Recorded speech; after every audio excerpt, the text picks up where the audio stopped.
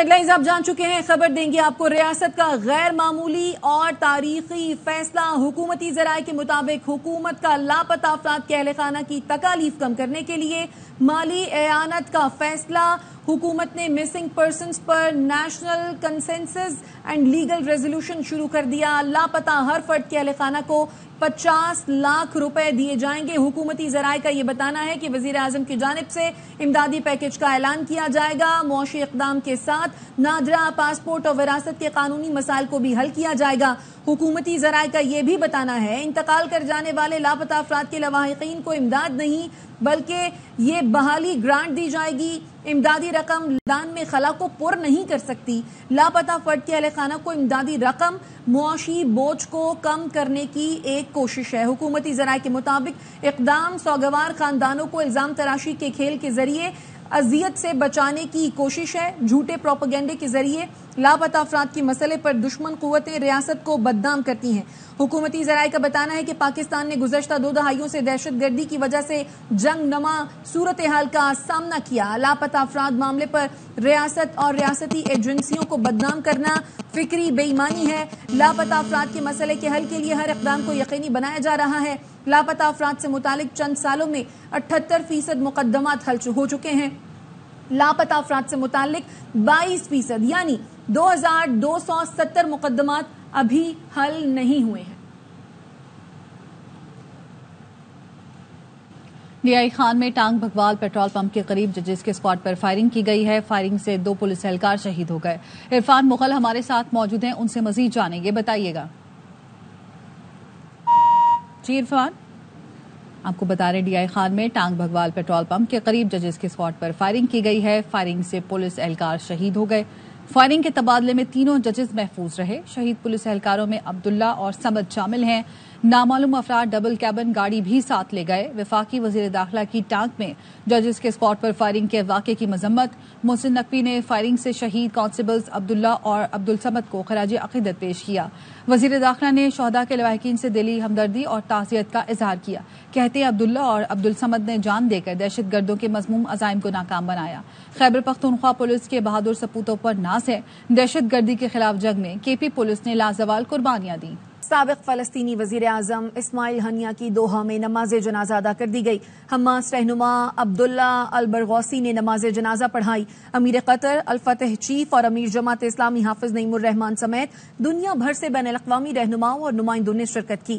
اسماعیل ہنیہ کو لوزیل میں سپرد خاک کیا جائے گا۔ فلسطین کے معاملے پر حکومتی اور اپوزیشن ارکان ایک صف میں نظر آئے۔ پارلیمنٹ ہاؤس اسلام آباد میں اسماعیل ہنیہ کی غائبانہ نماز جنازہ ادا کی گئی۔ وزیر اعظم کے ساتھ اپوزیشن رہنما بھی پہلی صف میں نظر آئے۔ اتحادی جماعتوں کے قائدین اور دیگر اپوزیشن ارکان نے بھی شرکت کی۔ نماز جنازہ میں پارلیمنٹ ہاؤس کے ملازمین اور عام افراد نے بھی شرکت کی۔ اسماعیل ہنیہ کی مغفرت کی دعا کی گئی۔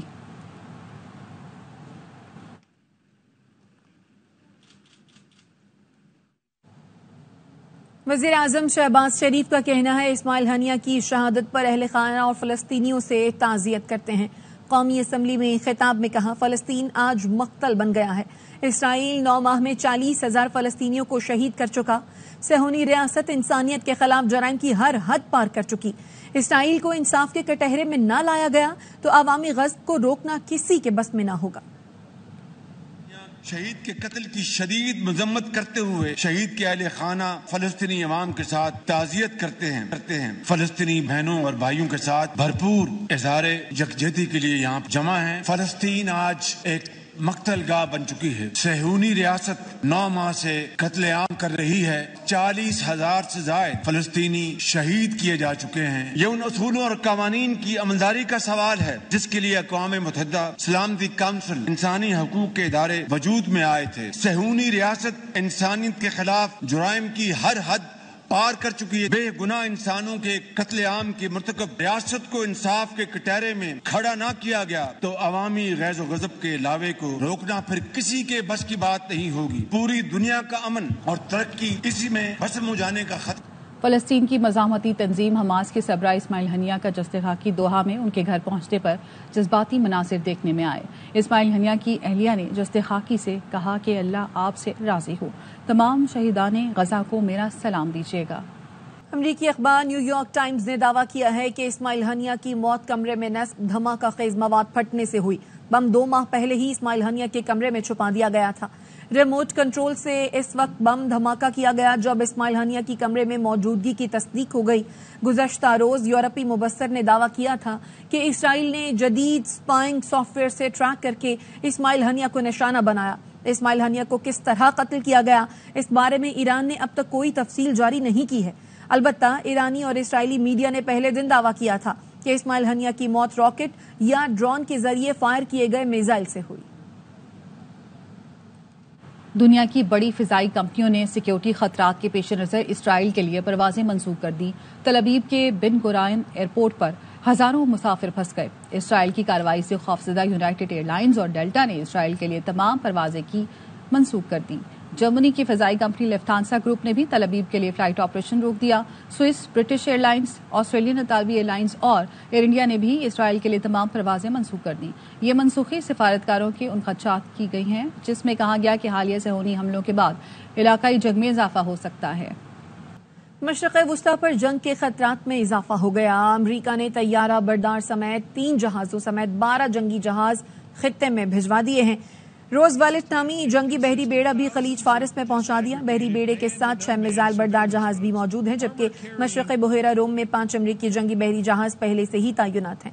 امریکی صدر جو بائیڈن نے اسرائیلی وزیر اعظم نیتن یاہو سے فون پر بات کی ہے.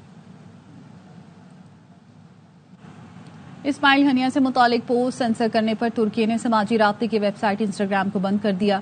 ترک کمیونیکیشن اتھارٹی نے اپنی ویب سائٹ پر لکھا instagram.com کو آج سے بند کیا جا رہا ہے.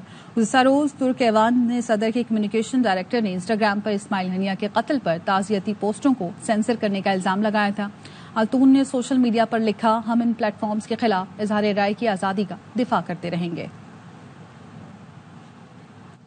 اسرائیل غزہ کی آگ پورے علاقے میں پھیلانا چاہتا ہے. اسماعیل ہنیہ کی شہادت پر ترک صدر رجب طیب ایردوان اسرائیل پر برس پڑے. امریکی ہم منصب جو بائیڈن کو فون پر گفتگو میں کہا اسماعیل ہنیہ پر حملہ ظاہر کرتا ہے.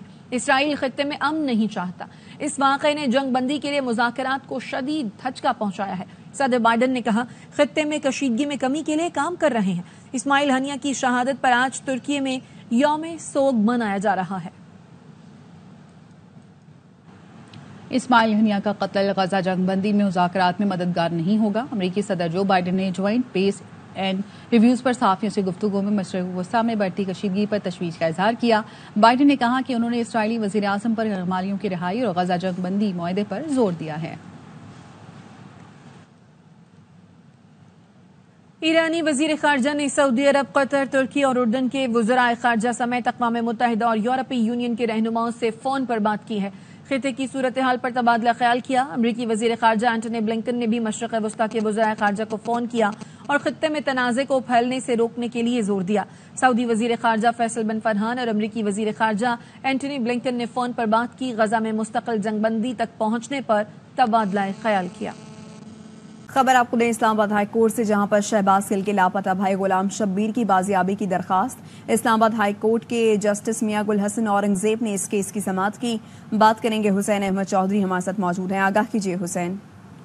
جی دیکھیے، ڈاکٹر شہباز گل کے لاپتہ بھائی غلام شبیر کی بازیابی کی درخواست پر سماعت ہوئی ہے. اسلام آباد ہائی کورٹ نے آج کا عدالتی آرڈر وزیر اعظم شہباز شریف کے سامنے رکھنے کا حکم دیا ہے. شہباز گل کے مولوی بھائی کو 6 اگست تک بازیاب کروا کر عدالت میں پیش کیا جائے. جسٹس میاں گل حسن اورنگزیب نے احکامات جاری کیے ہیں. ساتھ ساتھ یہ بھی کہا ہے کہ ہائی کورٹ کے رجسٹرار آفس عدالتی آرڈر وزیر اعظم کے پرنسپل سیکرٹری تک پہنچانا جو ہے وہ یقینی بنائے. ساتھ ساتھ اٹارنی جنرل کو بھی جو ہے وہ کاپی بھیجنے کی ہدایت کی گئی ہے. جسٹس میاں گل نے کہا کہ ریاست کہتی ہے کہ ہمیں نہیں پتا بندہ کہاں ہے، لیکن ہم کچھ کریں گے بھی نہیں. ان کا کہنا تھا کہ اگر ہم سخت آرڈر کریں گے تو ہم ججز کے خلاف کارروائی شروع ہو جاتی ہے.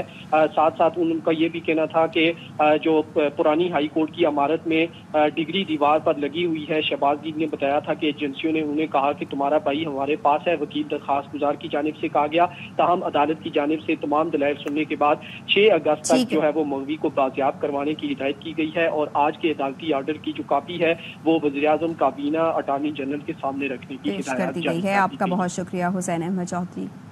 کراچی کے علاقے قیوم آباد سے خاتون کی لاش ملی ہے. اسی حوالے سے بات کریں گے اپنے نمائندے نذیر شاہ سے. جی نذیر، پولیس نے کیا بتایا اب تک؟ بالکل دیکھیں، پولیس اس وقت جائے وقوع پر کرائم سین پر موجود ہے، CCTV فوٹیج حاصل کی جا رہی ہے۔ یہ خاتون کی جو لاش ملی ہے اسے جنرل اسپتال منتقل کیا گیا ہے، اور ابتدائی تفتیش کے مطابق یہ بظاہر لگتا ہے کہ خاتون کو پہلے قتل کہیں اور کیا گیا اور لاش یہاں پھینکی گئی ہے۔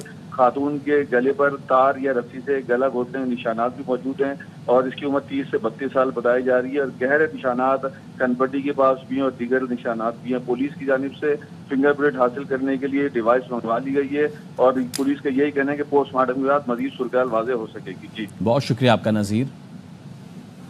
گزشتہ جون کے مقابلے جولائی 2024 میں پاکستانی برآمدات، درآمدات اور تجارتی خسارے میں کمی ریکارڈ کی گئی۔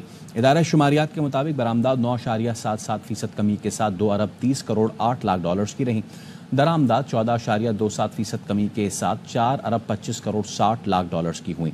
گزشتہ ماہ تجارتی خسارہ 19.71% کمی کے ساتھ 1 ارب 94 کروڑ 80 لاکھ ڈالرز رہا۔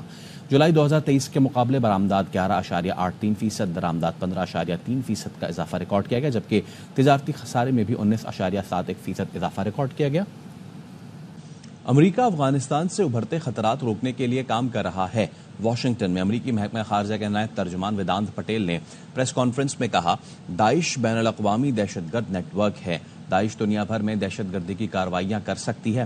پاکستانی افواج پر افغانستان سے حملوں پر متعلق سوال پر ویدانت پٹیل نے کہا، انسداد دہشت گردی پر شراکت داروں اور اتحادیوں سے تعاون کر رہے ہیں۔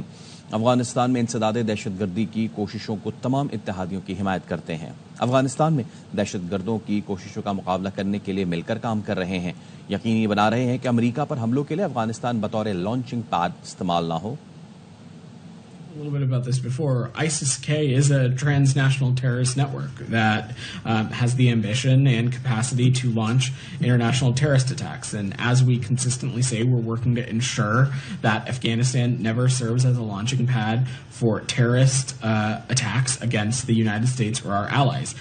We are taking a whole-of-government approach to our Afghanistan counterterrorism efforts. We are cooperating with partners and allies, including in the immediate region, and we're working vigilantly to prevent the reemergence of external threats from Afghanistan, including by working with partners to counteract terrorist recruitment efforts as well. First, as it relates to the news that you mentioned out of Canada, I would refer you to the Canadian government to comment on issues that are happening within their law enforcement system.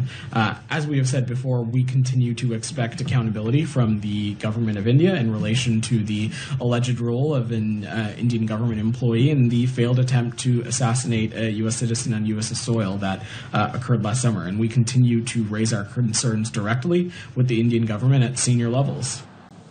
Pakistan کا اسماعیل ہنیہ کی شہادت پر آج یوم سوگ منانے کا اعلان۔